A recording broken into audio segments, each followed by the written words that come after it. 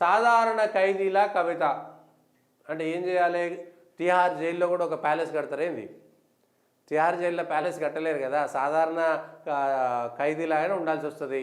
ఆ కోర్టుకు సంబంధించి ఏవో 3-4 పెన్ను పేపర్ ఇచ్చుకోవచ్చు, ఇంటి నుంచి భోజనం తెప్పించుకోవచ్చు అనేటువంటి 3-4 కొన్ని ఎక్సెప్షన్ కేసులు ఇచ్చిర్రు.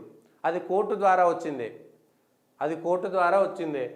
తొలి రోజు రాత్రి జైలు ఫుడ్ పప్పన్నంతో సరి, రెండో రోజు పొద్దున టీ స్నాక్స్తో బ్రేక్ఫాస్టు, ఇలా కవితతో భర్త అనిల్ ములాఖతు, ఇంటి ఫుడ్డు ఇతర సౌలతులు సమకూర్చేటువంటి అవకాశము.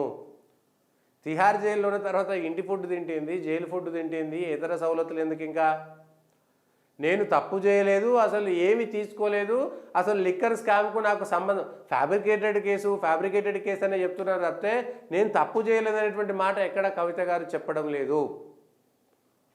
అంశం పైన క్లారిటీ ఇవ్వట్లేదు. ఎందుకు ఇవ్వట్లేదు అనేటువంటిది దానిపైన కవిత గారే చెప్పాలి, వాళ్ళే చెప్పుకోవాలి, లేకపోతే కష్టమవుతుందిలే. కానీ ఎట్లా ఉంటుంది ఏంటి అనేటువంటి విషయాన్ని వాళ్ళు చెప్పలేనటువంటి పరిస్థితి. దానికి ఎవరెవరు కవిత గారితో పాటు జైల్లో ఉండేటువంటి వాళ్ళు ఎవరెవరికి ఎట్లాంటి సౌలతులు ఉండాలి, ఎట్లాంటి ఉండాలి అనేటువంటి అంశం పైన క్లారిటీ అనేటువంటిది తర్వాత వస్తుంది అనేటువంటిది చూడాలి.